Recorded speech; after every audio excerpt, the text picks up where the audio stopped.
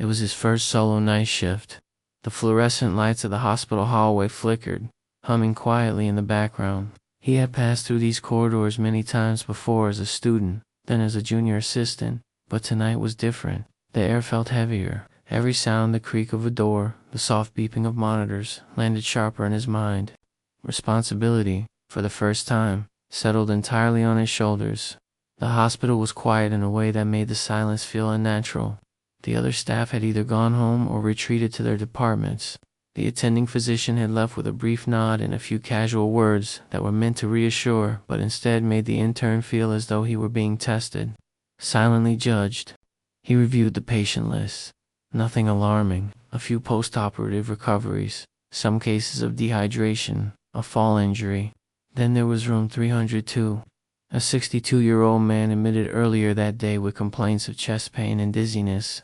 The tests had shown nothing too urgent, at least nothing that screamed code red.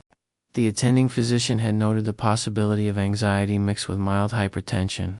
Nothing to lose sleep over, supposedly. Still, something about room 302 bothered him. He couldn't explain why. The man's chart was clean enough. His vitals weren't perfect, but they weren't critical either.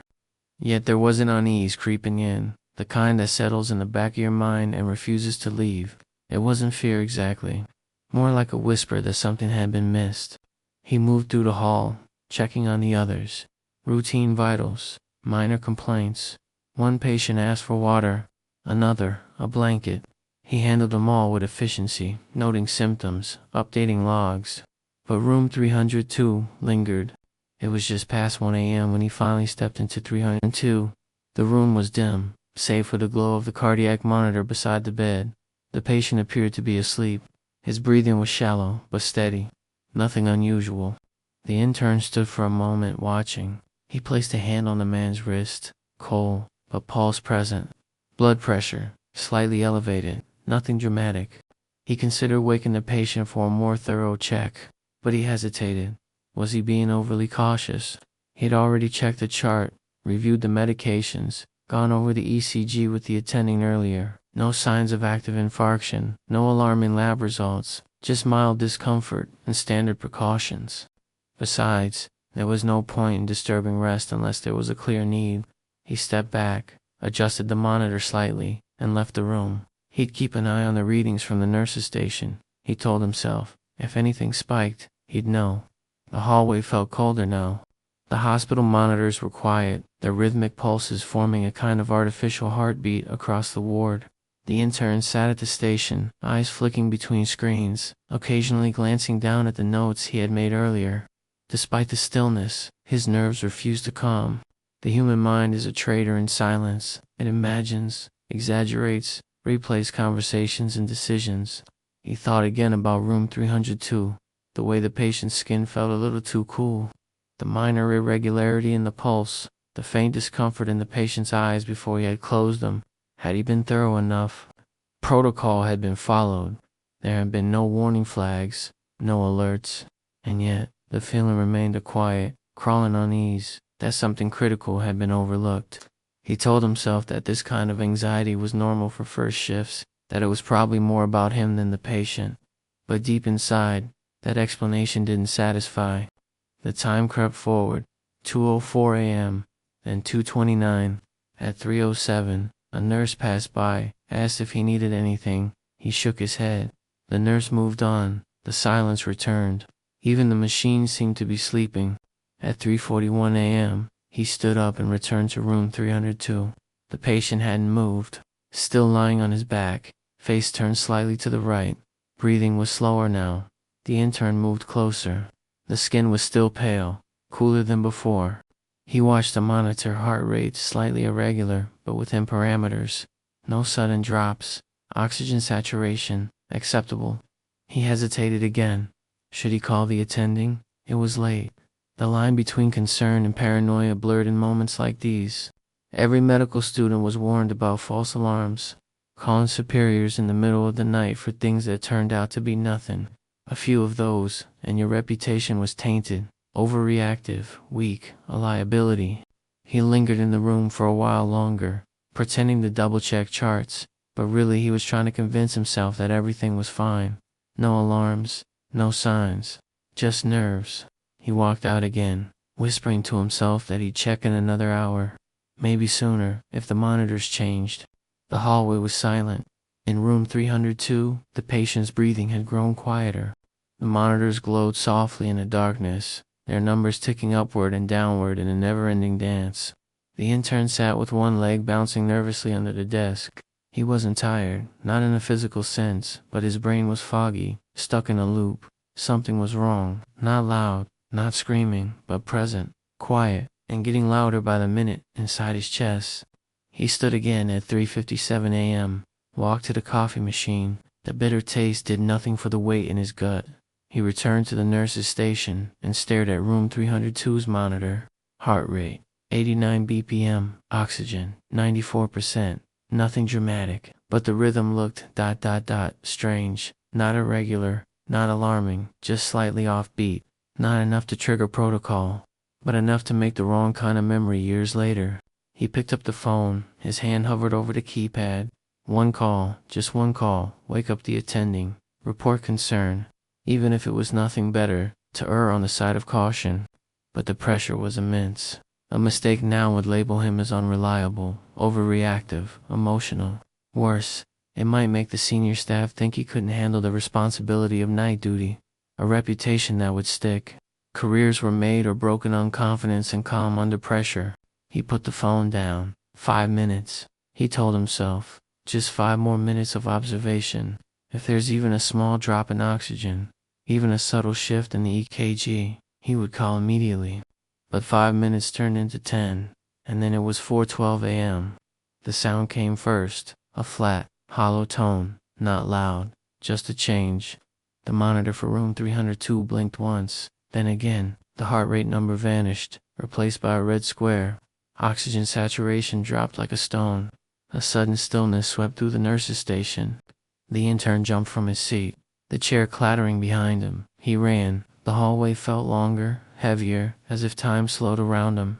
He pushed open the door to room 302. The patient wasn't breathing. The intern checked for a pulse. Nothing. Eyes open, lifeless. The EKG showed only a line. No movement, no rhythm. A flat horizon of failure. He started CPR. Compressions. Breaths. Again and again. Sweat poured from his face. His mind raced. He screamed for help, for a crash cart, for anything. But the building was still wrapped in sleep. His voice echoed in the sterile corridor. No one came. After 3 minutes of chest compressions, he grabbed the phone and called the attending. Voice shaking, words stumbling. They told him to continue CPR. They were on their way.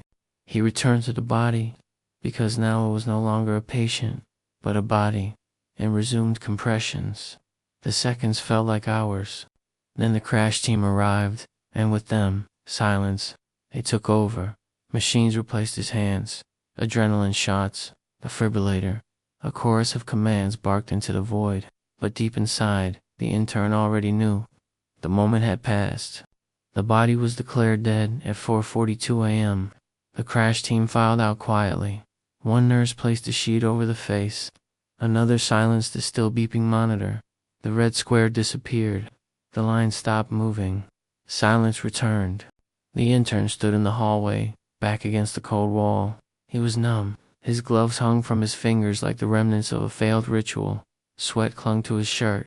Blood, or maybe it was saline, dotted the cuff of his coat. The attendant arrived last, not rushed, not angry, just calm, tired. They reviewed the chart, read the logs, scrolled through the vitals leading up to 4:12 a.m. Their face didn't change. No yelling, no accusations. Just one quiet sentence, not even directed at the intern. If the call had come 20 minutes earlier, there might have been a chance. Then they left the room. The weight of those words didn't land all at once. It was slow, like a cold wind creeping under the door of an empty house. The intern remained alone in the hallway. Around him, the hospital began to stir. The first rays of morning sunlight touched the windows. Doors opened. Voices returned. Machines restarted their hums. Life moved on. But room 302 stayed dark. The logbook was updated. A cause of death entered.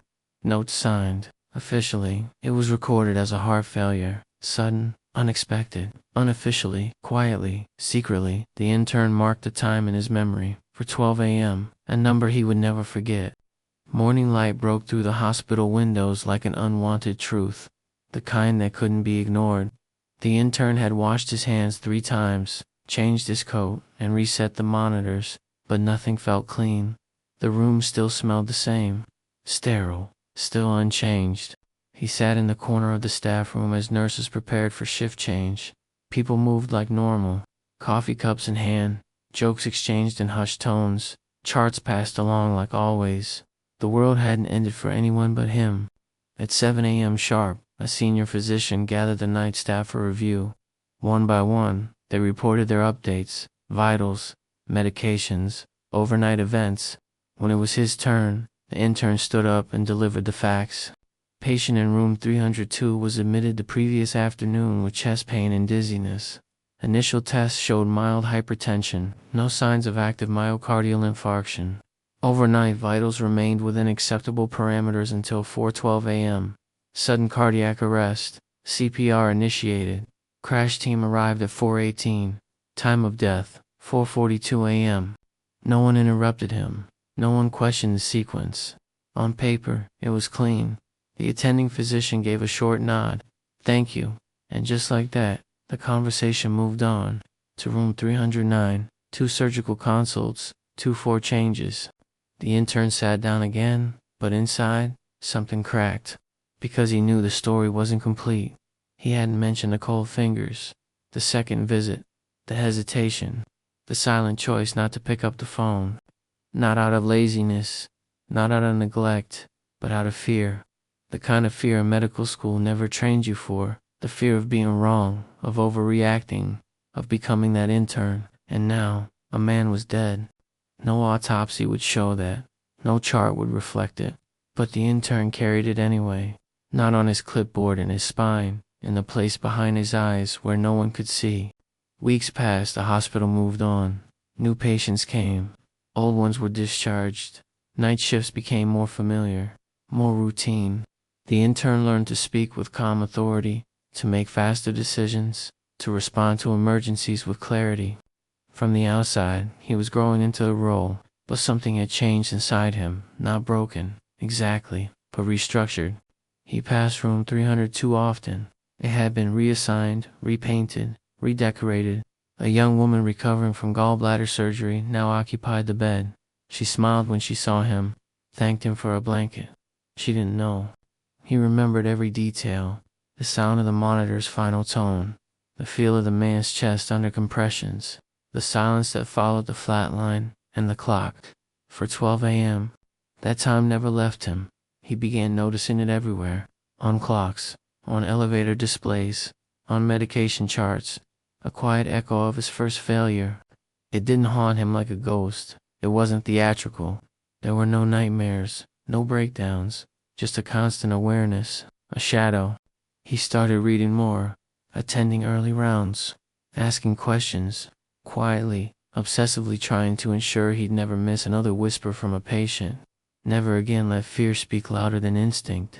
He didn't tell anyone what had really happened that night, but he would never forget. Because the worst part of a mistake in medicine isn't being caught. It's knowing you made it and got away with it. And somewhere out there, a family had lost a father, a brother, a husband, and he had earned a lesson in silence. The hospital eventually wrote his name on the rotation wall in bold letters. Trusted, reliable.com, under pressure. But in his own notes, the ones no one read, he had written only one sentence. The patient died at 4:12 a.m., and I let him.